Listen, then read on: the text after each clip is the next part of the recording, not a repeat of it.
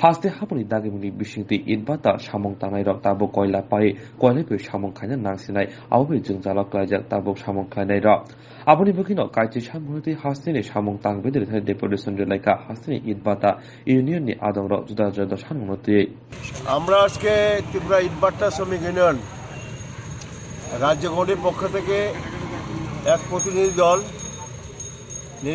আমাদের রাজ্যের শ্রম কমিশনার নিকট ডেপুটেশন দিতে যাচ্ছি। আমাদের দাবিগুলির মধ্যে অন্যতম হচ্ছে বর্তমান জোট সরকার বিজেপি নেতৃত্বাধীন সরকার তার সময়কাল ৪৫ মাস চলছে। এই ৪৫ মাসে ইটভাটা শ্রমিকদের মজুরি ১ পয়সা বাড়েনি। আমাদের দেশের কেন্দ্রের এবং রাজ্য সরকারের নীতির জন্যে জিনিসের দাম আকাশ ছোঁয়া, কিন্তু আমাদের ইটভাটা শ্রমিকদের মজুরি ১ পয়সা বাড়েনি। আমরা বারবার সংগঠন দাবি জানাচ্ছি, কথা বলছি, আমরা জানাচ্ছি যে এভাবে চলতে পারে না। শ্রমিকরা বাঁচবে কীভাবে? এদের যে শ্রম, এই শ্রমের মূল্য পাচ্ছে না। এই জন্য মজুরি বৃদ্ধি করার 20%। এই দাবি আমরা গত এই ৪৫ মাস ধরেই করছি। প্রতি সিজন এলেই আমরা দাবিগুলি করছি। শ্রম দপ্তর বা রাজ্য সরকার শ্রমিকদের স্বার্থে কোনো ধরনের ইতিবাচক পদক্ষেপ নেয়নি, সিদ্ধান্ত নেয়নি।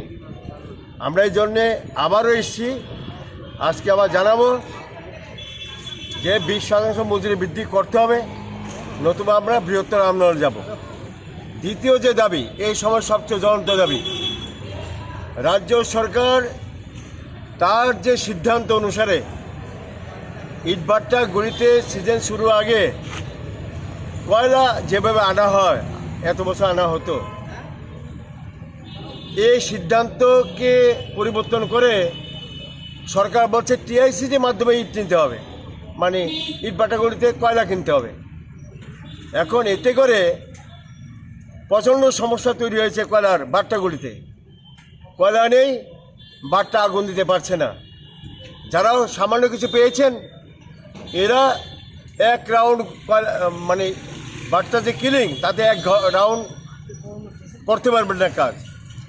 এতে করে ভাট্টাগুলি বন্ধ হয়ে যাওয়ার পথে